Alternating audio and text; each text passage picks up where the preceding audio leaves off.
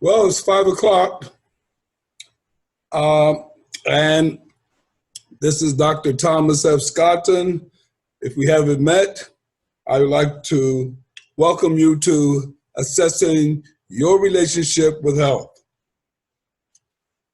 This is going to be a very informative webinar. I'm so excited and welcome you all here today as we start assessing your relationship to health and well-being.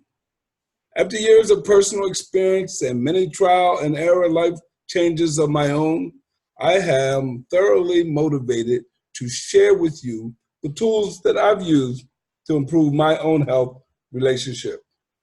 It's my goal to share the most effective ways to improve your health and also to help you assess your stance on them honestly and truthfully. I believe that being honest with ourselves about our health is the only way to get to the bottom of any issues and start to implement lasting changes. Any questions that you may have along the way, you can leave in the comments below or message me. And let's get this conversation started. As always, please maintain an open, honest, and understanding mind when it comes to each other's unique experiences. This way we can start to cultivate more honesty and openness around our relationships with health. Are you ready? Well, the first question is, what is health to you? One huge aspect of improving your health in any area is first to assess what your current relationship with that area is. To do this, it's important to ask yourself and honestly answer the question of what does health mean to you? Consider your understanding of the word health, and then consider your idea of optimum health. Now, what is the difference between the two definitions? Many people would consider their idea of health somewhere within the spectrum of a state of optimum physical and mental health. Yet, even within this, there are many variables. Let's talk about perception versus reality, because once you've compiled your ultimate definition of health and well-being, it's time to get things moving towards them. Get real about your current beliefs and habits. Be honest with yourself about your current state of health. This is the only way that you'll be able to move forward from a place of stable awareness. What are your priorities? To begin, ask yourself these questions. 1, what have you allowed to take priority over your health? 2, are you prepared to tackle this lifestyle factor in order to take back control of your health? If the answer to the second question is no, then you still need to do some searching to uncover the true value of changing that answer to yes. Next, we're going to talk about core beliefs. What are your core beliefs? Well, core beliefs are the terms that we use to describe the underlying thoughts and accepted realities that we hold for ourselves, due primarily to conditioned environments and experiences we are exposed to throughout life. Many of these beliefs encompass the sphere of health without us even realizing it, be it mental or physical, and thus play a huge role in the level of overall health we maintain. Things such as childhood and home environment, activity levels, mental stimulation, diet, and personal relationships are all central to the development of certain core beliefs, both positive and negative. Studies have even shown how beliefs can impact longevity. See the link below. There is a study here on beliefs and longevity. Okay, we have this Facebook interaction. Okay, so some of the limiting core beliefs are I can't be myself or I'll be judged. Or I can't fall in love or my heart will be broken. Or I can't pursue my dreams because they may fail. Well, what about health and core beliefs?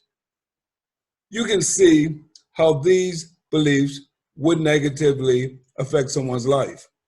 In terms of health and well-being, it's normal for this kind of beliefs to impact both our behavior and the behavior of those around us, which in turn has a spiraling effect on our lives. Thinking of our relationships with health as you would think of any other relationship is a good way to start assessing the areas where you might be struggling. Core beliefs are definitely one of these areas. Examples of some health-related core beliefs sound like this. I will never experience optimum health. Well-being is unattainable for me. I will never lose weight. I'm not worth it. I don't have time. It's too expensive. The more we reassert these statements, whether verbally or not, we are automatically reshaping our reality to align with them. As the link below explains, our reality is a direct reflection and manifestation of the beliefs we hold to be true, and health beliefs are no different. Ask yourself, are you speaking any of the above to yourself, or which ones? Well, here's a great article on how your beliefs create influence your reality. Check it out. Well, the next question is, how is your physical health? Physical health is very important to consider when assessing our relationship with health as a whole. And yet, it should not be confused as the only important aspect. Very often in today's world, especially with social media, health is portrayed as a peak state of physical fitness. This will often set unrealistic ideals for the public to meet, causing unnecessary stress and ironically lowering overall health in the process. This image is damaging on many levels, and it is often difficult for people of all ages to distance themselves from the idea that their body must look a certain way to be healthy. The reality of the matter is that every body type has a different state of optimum health, and the only way to obtain this is to become more self-aware and consciously choose to prioritize your individual needs. Eating right, exercising for your body type, and maintaining an overall sense of positivity and well-being is the key to keeping physical health in alignment. Here are some tips from Mind Body Green. Check out this link. This is on how to eat right for your body type. Now let's talk about the importance of mental health, because most people are quick to assess physical ailments when they arise. They go to doctors, they receive medications, they even take off work to rest, or they speak openly about physical imbalances. But when it comes to mental health, too many of us are still silent and reluctant to assess the realities of mental imbalances. Mental health is just as important as physical health to address when seeking to boost overall health. It is so important to consider before embarking on major change as well. While poor physical health will manifest itself as illness and other familiar forms of imbalance, mental health might not be so obvious. But there are some signs that you can look out for. They include regular fluctuating moods, poor self-image, negative self-talk, repeated negative behaviors, overall negative outlook on life, or in difficulty concentrating. If you feel you may be experiencing any of these, it may be your mental health, which requires a little bit more attention. But let's talk about what are the links between poor mental health and physical health. While health imbalances will manifest differently in everyone, no matter physical or mental, there has been significant evidence to support the fact that the physical and mental elements of our well-being are significantly linked. For example, the likelihood of someone suffering from poor mental health to develop a related physical illness at a later stage in life is much higher than someone who does not. Let's take PTSD, or post-traumatic stress disorder, and even anxiety. They are both common mental health disorders with strong links to the development of cancer, diabetes, asthma, and high blood pressure later in life. According to mentalhealth.org, 37.6% of the people with severe mental health conditions also have a long-term physical condition. In fact, you can check out the study that will address the physical health of groups of people with established long-term mental health issues to assess their physical imbalances and also what this means in terms of their treatment for both kinds of imbalances.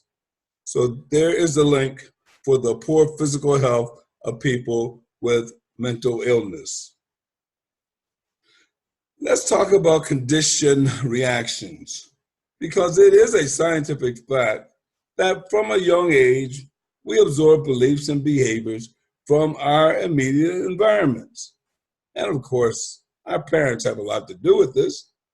This means that when it comes to health-related issues, our beliefs shape much of what our minds and bodies experience throughout our lives and manifest it either as well-being or ill health.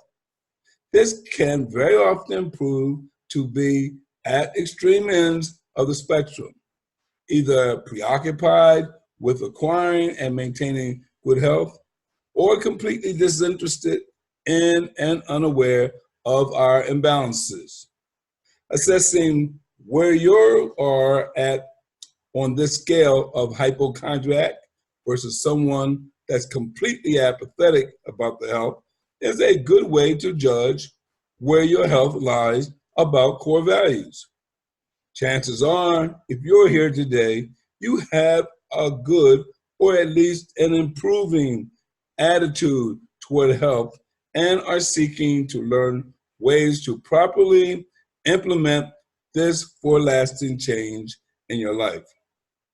Cultivating awareness of this is the first step, and you can take some time now to write down some thoughts or experiences you feel may have contributed to your overall sense of well-being and health throughout your life. Let's talk about relationships, because we all know that relationships are powerful. They play a significant role in the quality of our mental health, and it's important to consider how we interact with loved ones and those around us when seeking to achieve higher levels of health and well-being. Studies show that it's the quality of relationships over the quantity. Of course, a lot of us have plenty of Facebook friends. This ascertains how beneficial as opposed to negative they are in our life.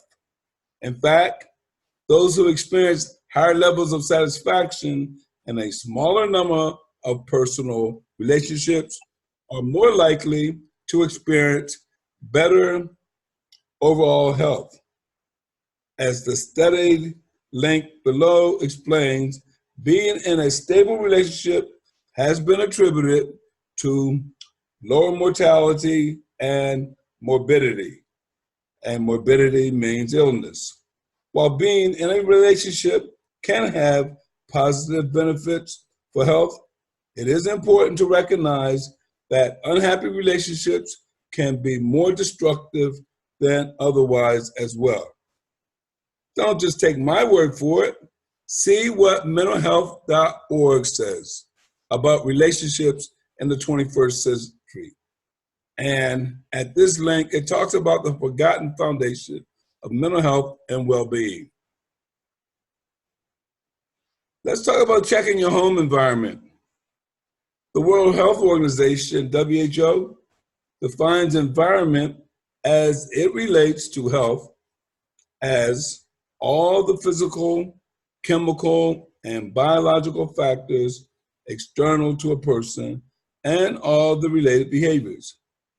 It follows so that health is not limited to just the physical and chemical reactions of our biological sphere, but the direct interactions we have with the world around us.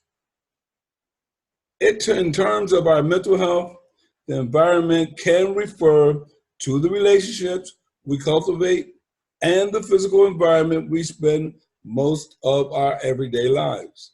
For instance, a person in a non-fulfilling relationship who works in a small, dark, and cluttered environment every day is highly likely to suffer from some form of mental health issue. Compare this to someone in a loving, mutually beneficial relationship whose work environment is bright, spacious, and dynamic. And it's easy to guess their level of overall health. If you think cluttered living space as a reflection of the kind of mind which lives in it, that means cluttered, messy, and disorganized. It becomes easier to see the benefits of ensuring a clear, open space. You can check out this article that gives great insight into this. This is on the Livestrong site. Talks about how decluttering can actually benefit your health. If you're serious about improving your health, your relationship with health, it's likely you'll need to make some changes to your immediate environment to facilitate this. Our next question is, do you know what's in your food? Let's talk about toxins. Following on from the concept of maximizing the quality of your external environment to reflect the inner one, we are also experiencing an extremely concerning increase of environmental toxins all over the world. This has a direct impact on the quality of our health. Toxins exist everywhere within our atmosphere, from the air we breathe, to the food we eat, to the clothes we wear, and the water we drink. While many of these may seem unavoidable, taking an interest in your health means it might be time to assess your relationship with these toxins and eliminate any unnecessary encounters that may be sabotaging your health. One such toxin is formaldehyde. This is a common ingredient in cosmetic products such as deodorants and shampoos. It can cause reactions such as sensitivity of the skin, dry cough, nosebleeds, and itchy eyes. In the immediate environment, formaldehyde can exist in newly built homes, and it's impossible to detect without formal testing. This is why it is important to have tests performed when building new homes. It can be dissipated through various kinds of adhesive glues and architectural products. For more scientific breakdown of formaldehyde, check out this link. It's on the NIH site. So let's talk about environmental toxins, especially lead and mercury. There are various neurological, gastrointestinal, kidney, and bone marrow toxicity disorders that can be caused by lead, as well as neurodevelopmental defects. There are also numerous effects this and other health heavy metals can have on the developing brain and nervous system. Mercury poisoning can manifest in the form of headaches, low back pain, weakness, Father, tremors, and hallucinations. We seem to have somebody talking in the background. I'm sorry. Let me see. Everybody's supposed to be being muted. I'm sorry. Oh, you're talking? Okay. Mercury poisoning can manifest in the form of headaches, low back pain, weakness, fatigue, tremors, and hallucinations. To improve overall health, especially in the case of high-risk patients, such as young children, pregnant women, or elderly people, it is advised to reduce the use of and limit exposure to these products, such as lead, that's known in paint and gasoline, or mercury, that's in mass-produced dental and medical equipment, fertilizer, pesticides, and amalgam fillings. Can you mute your phone, please? Yeah, my butt hurts. In terms of our health, it's interesting to consider the presence of these products in our lives and how normalized many of them have become. Can you please go up there and get that? So check out this link on lead and mercury exposures. Okay, let's talk about behavioral medicines, because behavioral medicines refers to the integration of knowledge and the biological, behavioral, psychological, and social sciences. Hey, Mom, guess what? Okay. I finally got off the Xbox. All right, Majay, I have to mute you. There we go. All right, let's go. Thanks for coming.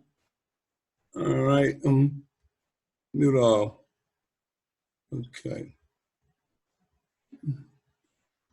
All right, so let me get this back up here.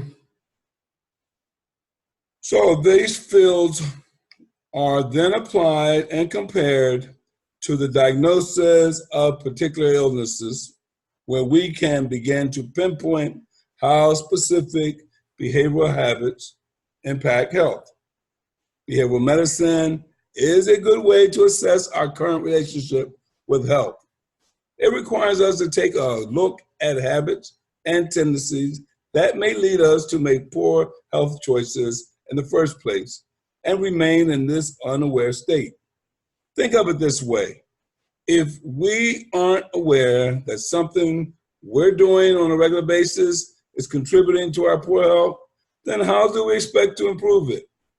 Assessing behaviors and lifestyle factors have been proven to impact the development of imbalances such as, but not limited to, heart disease, cancer, diabetes, and coronary artery disease. Okay, where we are now. Okay, there's a study here that's based around behavioral medicine and how it impacts your health. Another thing is, are you being honest about your current behavioral tendency? Check out this study.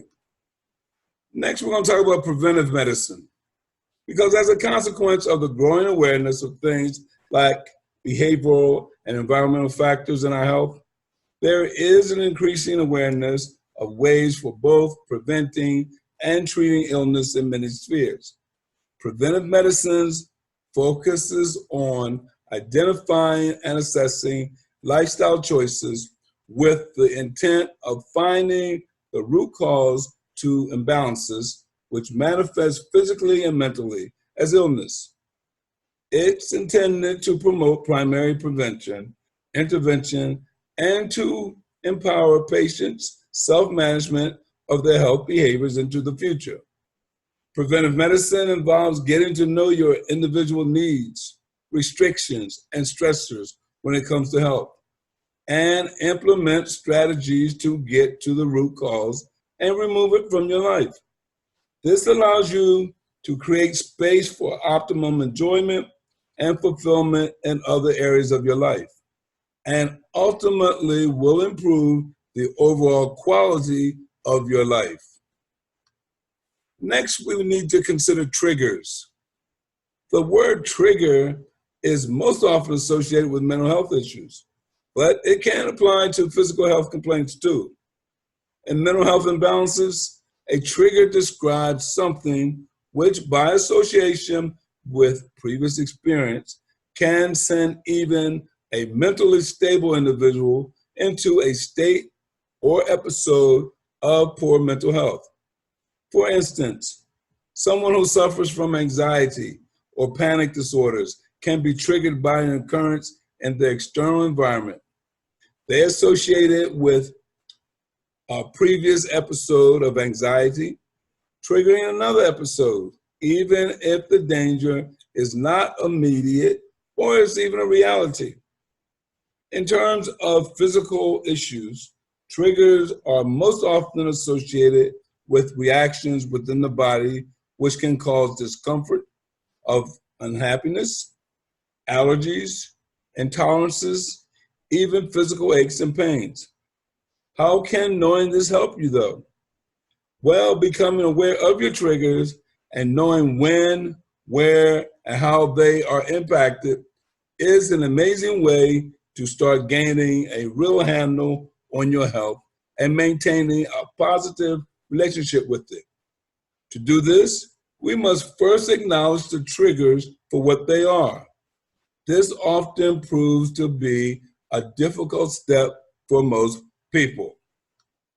Well, first we have to set realistic goals. If you are really serious about improving your health, it's important to be honest with yourself about the goals you set. It's all too easy to have great intentions which never come into fruition. This is why setting goals that align with your truest and most realistic intentions is so vital on any journey to your health.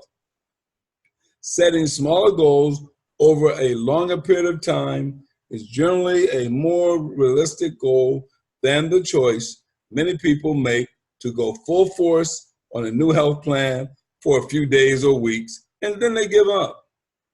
That's not to say you can't have a long-term goal, but simply making sure the steps to get there are smaller and more achievable is a huge benefit. What are your current health-related goals? Let's talk about comparison, because there's a quote that says, "Comparison is the thief of joy." This is a lovely quote that I like to remember and remind people of when it becomes difficult to reduce the urge and tendency to compare ourselves with other people.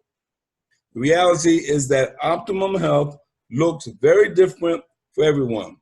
Trying to follow other people's idea of it will ultimately result in distancing you further from your own experience of it. The best way to combat this is to make sure your choices, your actions, and interactions are all done in a way that supports your well-being. Your body will require a different particular set of nutrients and minerals at different times and different portions and on different days. Getting to know this is difficult enough without the added confusion of comparing your fluctuations to someone else. Well, some people will say, well, what about my responsibilities? Well, we all have responsibilities. Some people, we have responsibilities like family, we have work commitments, and it can seem even more impossible to strike a balance between ensuring your health is in check and still fulfilling other duties. If you're still struggling with this, I'd like you to try and understand it this way. Imagine how much these other areas of your life, like your kids, your work, your relationships, would benefit from you being in an optimum state of health and owning your own space. There are very few areas of our lives that don't improve when we start prioritizing self-care. It can be helpful to remind yourself of this when making important health-related choices. Do you want to show up 100% at work? How would that improve your career? Do you want to be able to care and provide for your children in a wholesome, nurturing, and self-assured manner? What would it take for you to reach this state of balance? Well, check this article out, The Importance of Putting Yourself First, at that link. Now, let's be honest. Mental well-being is just as important as physical well-being, no matter how hard we may resist to address it. One great way to maximize positive mental health is to prioritize open and honest communication in all areas of your life. Choosing to remain open and to honestly express emotions when they can prove extremely difficult for some people and can also lead to various emotional imbalances. For this reason, being honest with ourselves and those around us is hugely important if we are to assess and improve our health. Vital areas of health assessment that shouldn't be ignored are being honest with yourself about the positive or negative aspects of your relationship, being honest about your emotions in said relationships, and being honest about how things impact your health, whether positively or negatively. Challenge yourself to take an honest look at some of these areas of your life. How could you improve or change them to better support your health? It's not just the lifestyle changes which will boost your health. The following link describes how the very act of honesty itself has links to better overall health. This is at the Huffington Post on honesty and healthy lies versus truth. Check it out. Let's talk about financial health. In the same way that the term physical health doesn't merely outline your state of good or bad health in a given moment, financial health doesn't necessarily apply to how much money you currently have in your bank account. A healthy attitude towards money is achieved when we are realistic about and calm about the flow of our income and expenditures to the extent that it neither rules our lives nor restricts us in any way. The same can be said about health. Our attitude is everything, and the way we should neither ignore nor obsess about our health is a delicate balance to maintain at all times. It's often stated that being healthy is expensive. While it's true that many whole food stores and gyms can place an unfair strain on our pockets, the reality of this is that there are many other ways to achieve nutrition and fitness goals if we are set on doing so. It just may take a little research. Well, we got to talk about finding balance, because one thing we need to stress in this seemingly never-ending road to achieving health is that it's not a straight path. We sometimes need to hit the low points in order to realize that something needs to change. These negative experiences are often exactly the motivation we need to keep going and achieving higher levels of health. Neither ignoring nor obsessing about our health, mindset, exercise, and food habits is healthy. It's important to keep an eye on your beliefs surrounding your efforts to maximize them. In this area of health may be an issue for you. It can be helpful to ask yourself, 1, is my relationship to exercise, food, or well-being beneficial or obsessive? 2, can I miss a day of exercise or wellness practices and not freak out? Well, let's talk about childhood experiences because, children are very easily influenced when it comes to belief systems. Actually, between the ages of 7 and 11, we endure what psychologists call the mirroring stage, where we mirror beliefs, actions, and intentions of those whom we look up to. This can be parents, guardians, peers, or any other inspirational figures. It stands to reason so that the health habits of those we look up to will impact our lives too, and cause us to form beliefs and habits similar to those we observe during this phase. It's interesting to consider the links between childhood illness and exposure to poor attitudes to health at a young age. So many adults don't realize their poor attitudes and habits towards health until it has already become too late and illness has begun. If your health is at risk, it might be worth taking a look back at the attitudes and habits you were exposed to as you grew up. Were they damaging or supportive? Did your parents respect their health as much as they cared for yours? The following study takes a look at children's concept of illness and considers a thing like the early environment and past experiences with illness having shaped their beliefs as they get older. Check out this link, Children's Perception of Health and Illness. Well, the ultimate question is, when it comes to assessing your health habits and how you relate to them on a day-to-day basis, the ultimate question comes down to this. Are you prepared to accept the habits which may be holding you back from experiencing optimum health? Do you want to experience optimum health and happiness? Making the choice to change the way you view health is ultimately a very personal one and will look different for everybody. That's why it's important to do some deep self-introspection as you embark on this journey to improve your health.